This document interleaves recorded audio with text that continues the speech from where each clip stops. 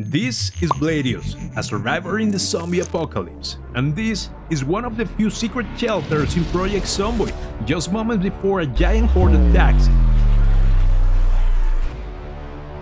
Project Zomboid is already a challenging game, but what happens when you add a horde that spawns every night, increasing in numbers with each passing night until it becomes unmanageable? How long would you survive? When I started this challenge, I knew that all my experience in the game would play a crucial role.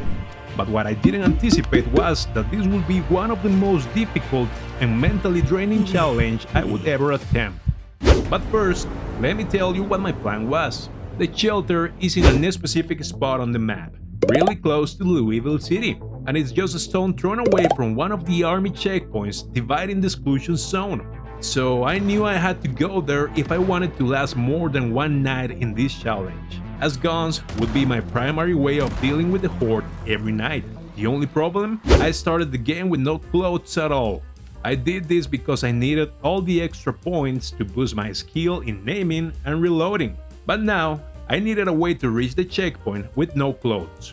As soon as I stepped out of the shelter, my feet started bleeding from a scratch. Luckily, there was a scarecrow on a nearby farm wearing all the clothing I needed, including shoes. So, I had solved my first challenge without having to kill a single zombie. However, I knew more challenges were coming my way. I had given my character traits like high thirst, smoker, and self-destructive as a trade-off to making skilled with firearms. This meant that, in addition to finding weapons, I would also need to find a source of water, cigarettes, a lighter, and some antidepressants, just to manage his mood swings. I went straight to the farm and encountered my first couple of zombies of the playthrough. I managed to find a bottle of water, some antidepressants, and tons of canned food. Not bad for my first looted house. Now, the only thing I needed for tonight were the weapons at the army checkpoint. If I found cigarettes along the way, I would have completed all my tasks for the first day. I made my way to the military checkpoint, knowing I had to hurry since it was already 2 p.m. and I only had a few hours left before the first horde arrived at my base. Once at the checkpoint, I checked every single locker and managed to find 8 boxes of shotgun shells, 4 boxes of 5.56mm rounds, and 6 boxes of .45 auto rounds. According to my calculations, this would be enough to last just 2 nights in a row. Now it was time to get back to the base. It took me a while to get back to the shelter, but as soon as I walked inside, I received an unpleasant message. I was about to face my first horde of the challenge, and with practically no time for preparation, my character was already tired, and the lack of cigarettes was showing as a big red stress model on my screen. I was feeling a little troubled. At first, everything seemed easy enough, with just a couple of zombies that I dealt with using the rifle. But then, I looked up and saw the beginnings of what would become a giant horde. It wasn't long before things started getting out of hand. Luckily, I had a plan. If I could group every lone zombie into a single mass, it would be easier for me to deal with them. Shotguns can hit several targets at the same time, if they are all grouped together. This would not only allow me to dispatch the horde faster, but also save many bullets in the process. At this point, bullets were the most valuable resource I had, since my survival entirely depended on them. Eventually, I had them all grouped up, and it was time to start blasting them away. Rinse and repeat this process, and we'd had this challenge in the bag, right? Well, not quite. It took me until 1 a.m. to kill the last standing zombie of the horde. Not wanting to waste more time, I went straight to the shelter to finally get the well-deserved night of rest, because tomorrow the challenge will be even more difficult. On day 2, we woke up and the first thing that popped out on the screen were the models we had acquired from the night before. The stress model, courtesy of the smoker trait, was shining bright red, meaning we needed to take care of it immediately. High levels of stress reduce damage output up to 30%, so if we didn't manage to get rid of this model by nighttime, dealing with the horde would be extremely painful.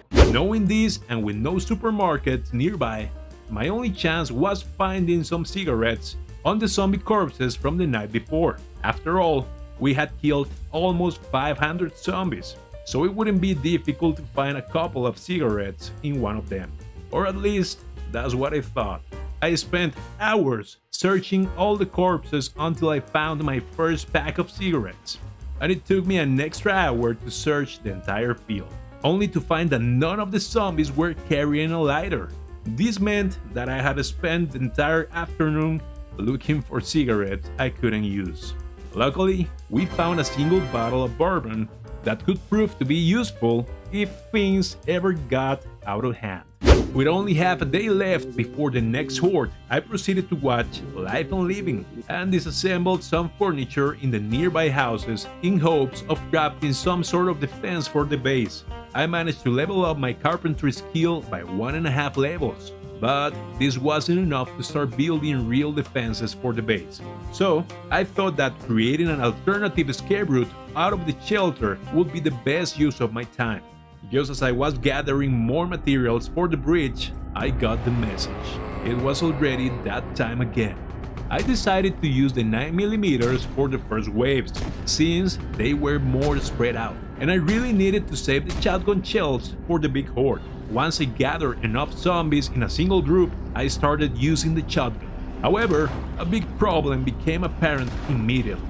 My shots weren't killing zombies as they did last night, and for a good reason. My character was not only extremely stressed out, but also tired, panicked, and had a bunch of other negative moodles.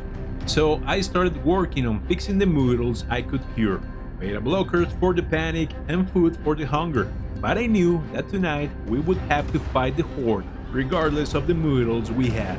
The questions were, how long would it take us? And how many resources we would have to spend to survive. We fought all night, watching our stocks of ammo decrease heavily.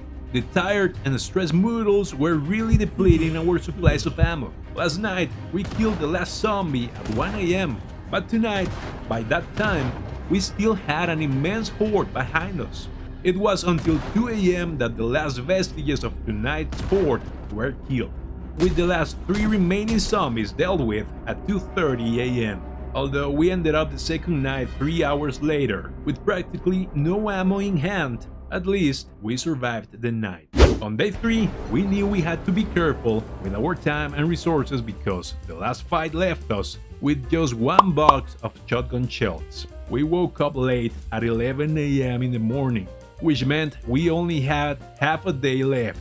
We needed to find more guns and ammo, or tonight would be our last night in the challenge. At this point, we had 2 options. The first option was to head to the outskirts of Louisville, where there's a gun store full of ammo. The problem was that we would have to fight through clusters of zombies on the way, and the city was also packed with zombies. This option could cost us a lot of time and resources. The second option was to go further down the military exclusion zone, past the burned-down town to reach a second checkpoint that usually has a lot of weapons and ammo. The problem with this option was that the second checkpoint was much further away from the shelter. We might not make it back in time to fight the horde at the base, leaving us with just one fenced street to dodge the hordes of zombies, which could be very dangerous. Without much time to waste, we chose the second option and went to the second army checkpoint because the fenced street usually has fewer zombies inside. Even though it was further away, we could travel faster without having to be totally worried about the zombies, and most of them would be outside of the fence. We easily killed a few zombies inside the perimeter and found several car wrecks, but unfortunately, none of the cars worked. Once we passed through the burned-down town, I knew we were close to reaching the second checkpoint, and there it was, just as we hoped. We really needed this place to be full of ammo if we were going to survive. Thankfully, it was packed. After looting the whole checkpoint, we ended up with 10 boxes of shotgun shells, 11 boxes of 9mm, and 4 boxes of 5.56. This meant that we were back in the game and still had a fighting chance. However, time wasn't on our side, as the horde event started while we were still looting the complex. As I was making my way out, I noticed that the horde was forming outside the perimeter, but there weren't any zombies inside yet. This gave me an idea. I started shooting the zombies with the 9mm rounds. I continued shooting through the fence until I got my cue to leave. The first zombie spawned inside the perimeter. That was my sign to get out of there because now I knew for sure that zombies could appear inside, turning this place into a very dangerous spot. They were starting to show up inside the perimeter, so it was only a matter of time before I got swarmed. I chose to leave as fast as I could. If I was going to fight them, I'd prefer to do this in an open space. While I was running to get outside, I saw something. Those of you familiar with Project Zomboid know that when zombies start appearing as shadows, it is because the game is generating so many zombies it can barely render them. When I saw this, I really started to worry about my situation. It was getting late and I had only killed a handful of wandering zombies, so I could only wonder what was awaiting for me outside the fence. At 1:20 a.m., I finally reached the first military checkpoint, and to my surprise, it was completely empty. No spawning zombies, not even wandering ones. Something felt really weird and eerie. Would they spawn later? Would they follow me to the shelter? I had no answers to these questions. I walked and walked until I reached the entrance of the shelter. There were no signs of the horde that was supposedly so big it turned other zombies into shadows. It was already 3 a.m., so I decided to go to sleep to prepare for the next night. It was day 4, and I knew we needed a working vehicle to survive since loot runs were getting further away. The only place likely to have a vehicle was Louisville. We headed to the main road and then to the city. Unfortunately, I woke up at 1 p.m., so time was against us once again, and all my moodles were at unbearable levels. Reaching the main road was easy, but things got harder from there. We had to fight zombie clusters along the road and fields. This means a misplaced bullet could mean facing a horde before we were ready. There were so many zombies that we had no choice but to fight them to reach the city. We spent the afternoon fighting packs of zombies. Finally, after 4 days of looting zombie corpses, we found a lighter. This was important because it allowed us to smoke cigarettes to reduce stress and calm sadness, which were both very high. Smoking our first cigarette brought the stress level down to 0. We eventually made it to the intersection connecting the highway to the city's entrance, but time was against us once again. With only an hour left before the horde event, we found a car that didn't seem too damaged, so we checked it out. The rain was heavy and the zombies were few. If we could get the car working, we might have a fighting chance for the long run. We needed to find the vehicle's key. It needed some gasoline and it had to be in a working condition. Unfortunately, there was no key, and with only 20 minutes left before the horde event, our chances were shrinking fast. As the event began, I decided to go back to avoid dealing both with the horde event and the city's horde at the same time. But it was too late. Zombies were spawning from all directions. This night was one of the most dangerous yet, not only because of the horde event, but also due to the weather, low visibility, and the high number of zombies in the city's outskirts. They were spawning from all directions, and I thought the game was spawning both tonight's, yesterday's horde, since we didn't kill them all. The first close call came when they surrounded me from all directions. We barely made it out alive. The horde was out of control, and with the heavy rain, using fire was impossible, so we had to make do with what we had. We were burning through bullets quickly. The 11 boxes of ammo soon became only 6, and the horde still seemed endless. This was the biggest horde I have ever fought. Visibility was nil. My worst fears had come true. I was attracting all the nearby zombies with the gunshots, so I decided to head south to my base, where we could fight without attracting more zombies. This was the second close call of the night. Then the worst thing happened. My shotgun broke in the middle of the fight, and my chances of surviving plummeted. We depended on the 9mm and the rifle, which didn't have the same piercing damage as the shotgun. We had to take down the horde one by one. At 2 a.m., the horde still looked huge, but at least we were getting closer to the shelter. The bright side of using the 9mm was that it allowed us to equip the lantern in the other hand, improving visibility. I continued moving towards the shelter and noticed the number of zombies was decreasing. Most of the horde must have gotten stuck somewhere. But hey, I wasn't complaining. Once I was close enough to the shelter, I ran inside with the horde outside to grab another shotgun we had looted from a corpse a few days earlier. Killing the remaining horde wasn't difficult, as their numbers had dwindled during the journey from the city to the shelter. The big problem?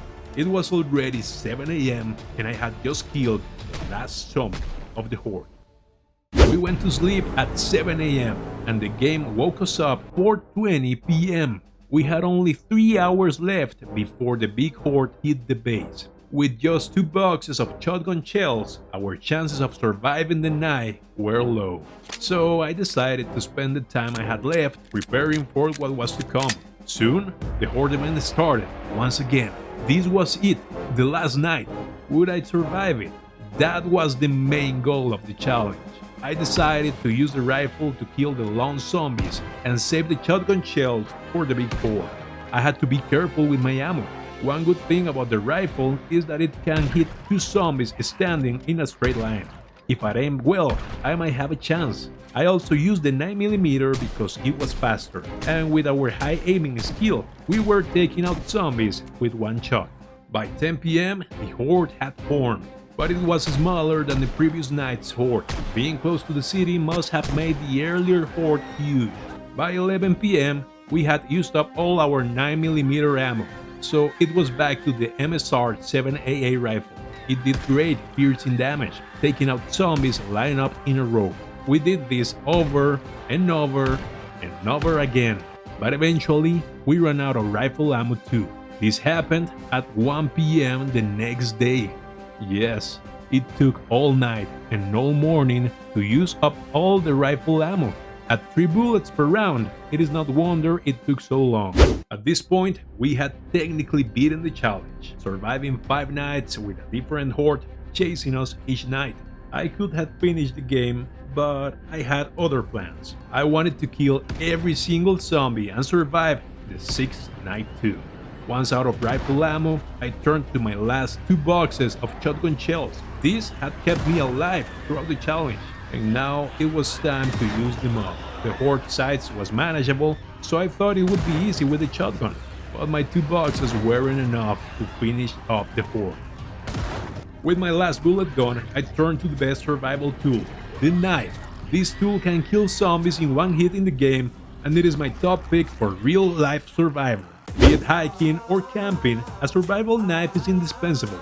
I am extremely proud to sponsor the new Castleforged survival knife. It is full tang, meaning that the steel goes from end to end, and it is made of high carbon steel, making it virtually indestructible. It is amazing for chopping, battoning, and creating bonfires. I took it on a camping trip and it made cutting tree branches really easy. If you like to be prepared for extreme conditions, be it while camping, hiking, or even in the zombie apocalypse, check out the new Castleforged survival knife. It will be available on Amazon soon. Be sure to check the links in the description below. Now, back to the game. I spent the whole afternoon fighting zombies with my melee weapons, but fighting for nearly 24 hours took its toll. I was exhausted, hungry, and stressed, making it hard to fight zombies by hand. I managed to kill a few zombies with my knife, and I was still alive when the alarm rang again. The 6th and probably final horde of the challenge was coming. By now, it was clear I had only one option. Even if I survived tonight's horde, I'd wake up late with no time or resources to prepare.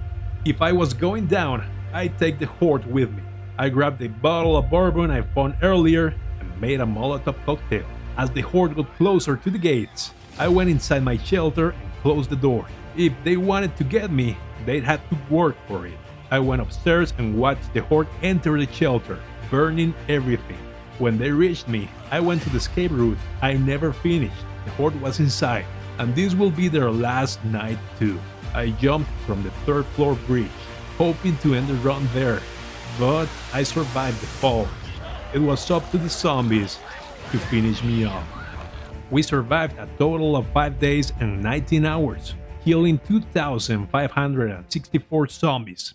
A new record for me in this extreme challenge. Would you try something like this? Let me know in the comments below, and don't forget to subscribe and hit that notification bell. This is Bladiuss signing off, and as always, happy surviving!